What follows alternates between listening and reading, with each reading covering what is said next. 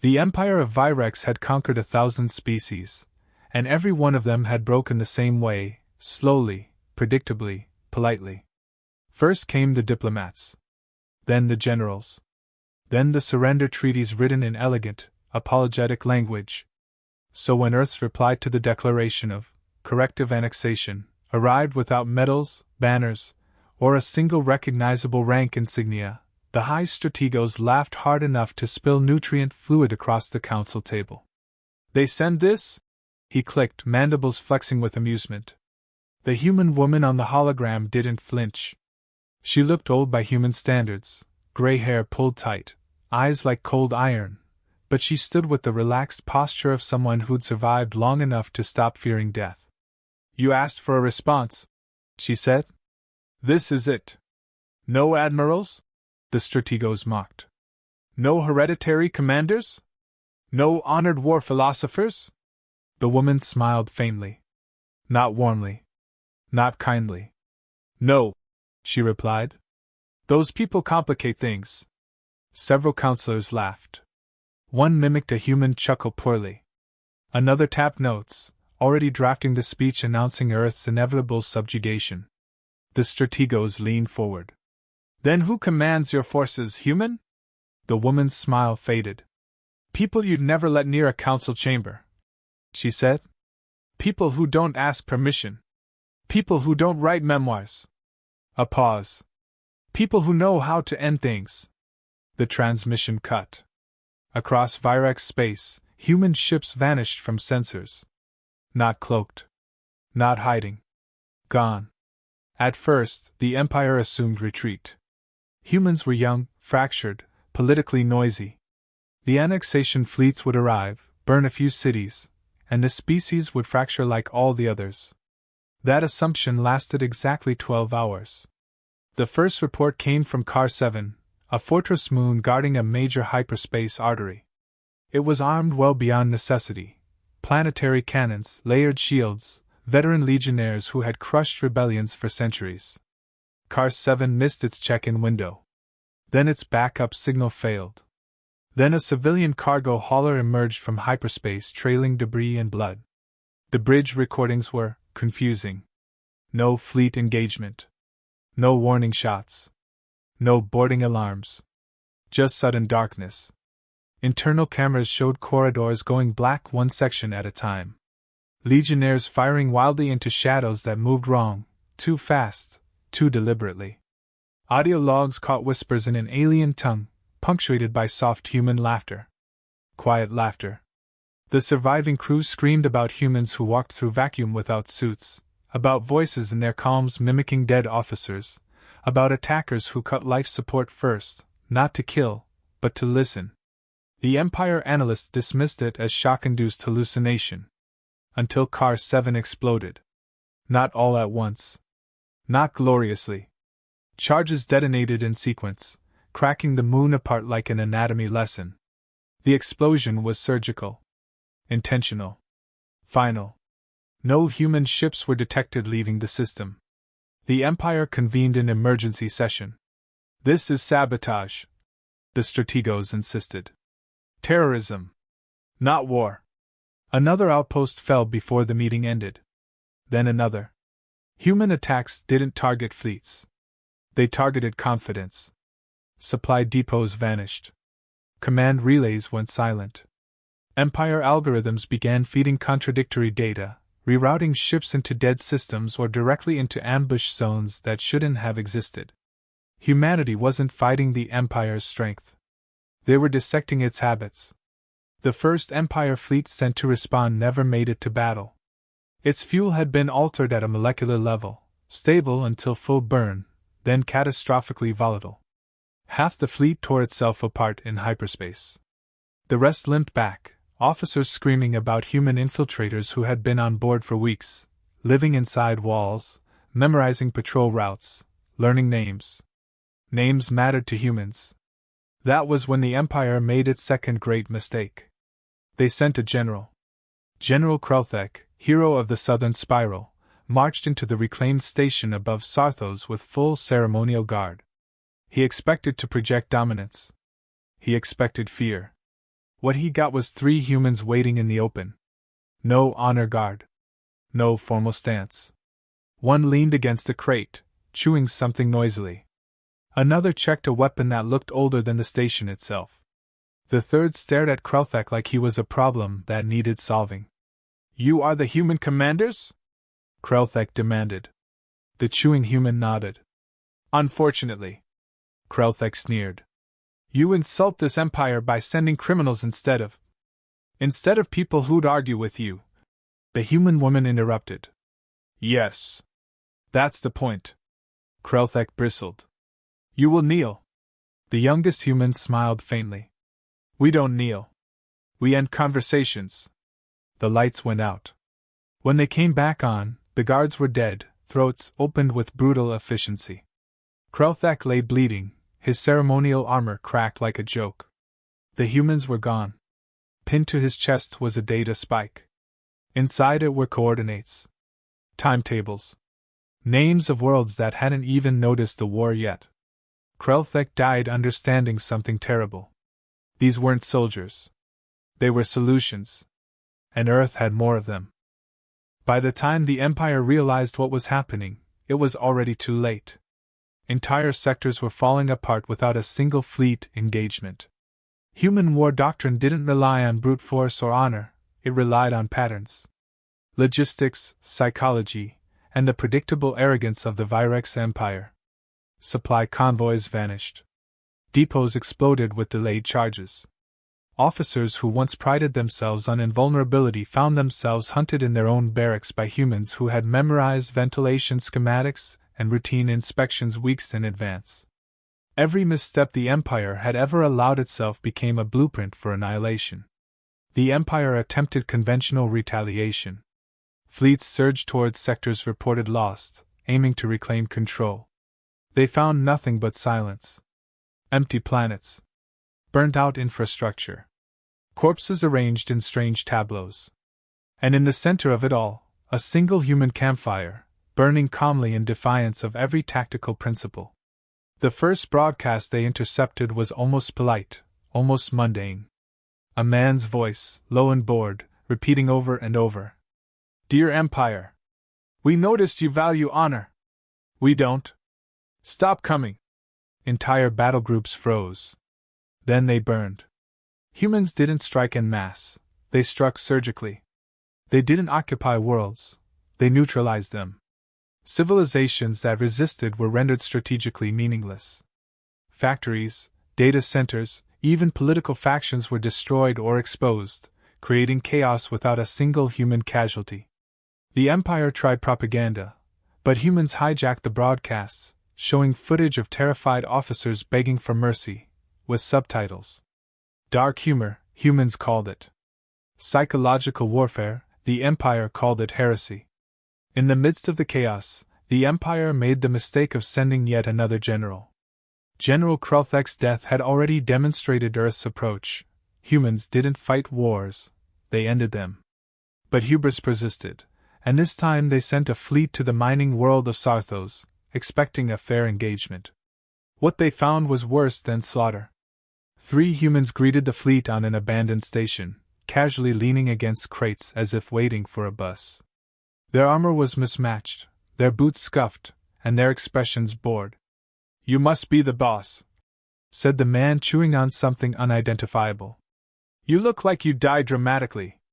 Krelthek's replacement stiffened. "I am a general of the Empire." "You will."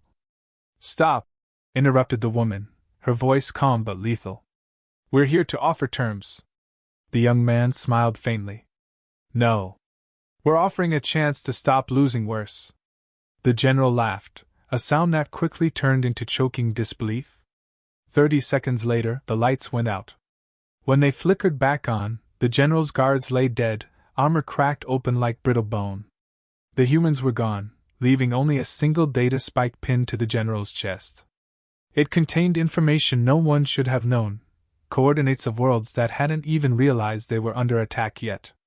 The humans weren't merely responding, they were orchestrating the Empire's collapse before it even began.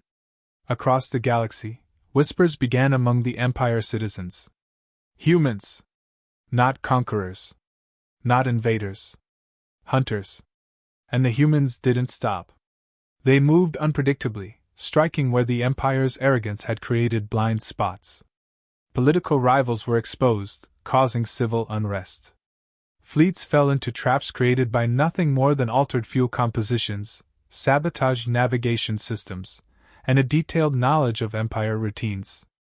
Human agents had been living among the Empire's officers for weeks, even months. They didn't just invade, they infiltrated. The humans laughed. Quietly, almost imperceptibly. Not because they enjoyed killing, but because it was fun to watch the Empire unravel by its own design.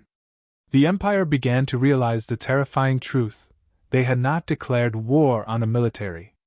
They had declared war on a species that evolved by surviving predators, famine, and itself. And the humans they'd underestimated, the ones they laughed at, were the ones who didn't sleep, didn't retire, didn't negotiate. They were the monsters who ended wars. Across 12 systems, the Virex Empire's fleets were in disarray, their outposts in ruin, and their generals in coffins. The Empire had faced countless species. All of them had fallen predictably. Humanity had not only survived, it had rewritten the rules entirely. And somewhere in the distance, a single human voice whispered over comms, calm and bored. "Dear Empire, stop coming." The war had only just begun. But the Empire already understood one horrifying truth: Earth didn't send generals. They sent psycho killers in army suits.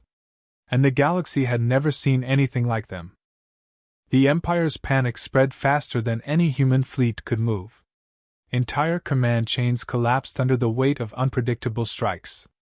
No one could anticipate where the humans would appear next, and no conventional tactics survived contact.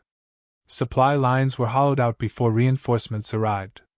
Governors who once issued decrees with impunity found their offices wrecked, their records leaked to spark civil war, and their closest allies assassinated quietly in the dead of night. It wasn't mass slaughter. It was precision terror. Each attack carried a signature. Humans never left the battlefield in disarray. Corpses were posed. Communications hijacked. Every planet rendered a stage for a lesson in fear. And in the center of it all, the humans moved like hunters through a forest, invisible, patient, unstoppable. The first direct encounter left the Empire horrified. General Varthan, commanding the fleet assigned to reclaim Sarthos, expected a standard skirmish, sensors reading enemy formations, energy shields pulsing, disciplined volleys of fire. Instead, 3 humans, leaning against crates, boots scuffed, weapons ancient, stood waiting on the station. One whistled softly, the sound echoing through the emptiness of the docking bay. "You must be Varthan," said the tallest, a scarred man with a quiet grin. "I hope you like surprises."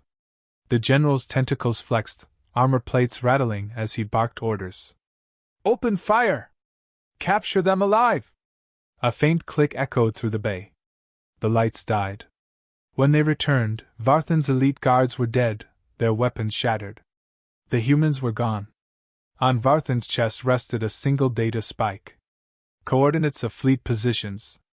Supply depots. Weak points no one knew existed. And a message, brief and infuriatingly polite. "Stop. Or it gets worse." That was when the Empire realized humanity didn't fight like anyone else. Humans didn't rely on numbers, rank, or doctrine. They exploited arrogance, they weaponized unpredictability, they turned the Empire's own systems against itself. Entire fleets became ghost ships. Generals who survived the initial attacks were haunted by visions of humans appearing in places no one should be able to reach, inside vacuum tunnels, aboard command centers, in the sleeping quarters of officers. They moved as if they owned physics itself. And perhaps, in a way, they did. They had already calculated every reaction the Empire might have, and built contingencies to counter each one. And yet, amid the chaos, the humans paused. Not to surrender. Not to negotiate. But to issue a single, terrifying message. A human ship, appearing out of nowhere above the capital world of Virex Prime, broadcast a loop transmission visible across every screen in the Empire. The camera focused on a woman, gray-haired and calm, a crooked smile on her face. Behind her, countless humans moved methodically, quietly. One held a child in his arms. Another polished a weapon with an almost casual patience. "Dear Empire," she said, voice flat and chillingly polite. "We noticed you value honor. We don't. Stop coming." The Empire didn't stop. They couldn't. Pride demanded retaliation. And that was the mistake that led to the third great disaster. The humans responded not with armies, but with solutions. Entire planetary networks were disabled without a shot fired. Intelligence officers vanished, replaced by subtle misinformation that turned allies against one another. Cities fell into chaos while human operatives moved in and out like ghosts. The Empire's greatest weapons, fortresses, shields, massive fleets, were neutralized not by superior firepower, but by humans who understood that war was a game of psychology, patience, and brutality. The Virex Empire, masters of subjugation, began whispering a new word, uttered with fear in every sector. Humans. Not conquerors. Not invaders. Hunters. And somewhere, far from the chaos, a single human voice whispered over comms, bored, patient, and infinitely terrifying. "Dear Empire, stop coming." For the first time in millennia, the Empire realized it had no idea what it was fighting. And the humans, those smiling, indifferent monsters, had barely begun. The galaxy waited for the final reckoning, but the humans didn't strike all at once. They were patient predators. Their strikes were surgical, calculated, and merciless. Worlds the Empire had considered safe were dismantled quietly, methodically. Generals who survived the first encounters were hunted in their own homes, their reputations destroyed before their bodies even cooled. Political systems collapsed under leaks and sabotage, entire populations swayed by broadcasts showing their leaders begging for mercy, with that same subtle, unhinged human humor. And then the humans did something no one expected: they offered peace. A single human representative arrived at the neutral station orbiting Virex Prime. Not a general. Not a diplomat. Just a man in a wrinkled uniform, tired eyes, and a wedding ring he twisted nervously as he spoke. "I'm here to explain," he said simply. The Strategos, still reeling from the destruction, hissed. "Explain what? That your species is barbaric?" The man shook his head. "No. I'm here to explain why we sent them, the ones you've been calling monsters, into your empire instead of sending someone like me." He let the words hang. The chamber was silent, trembling in anticipation.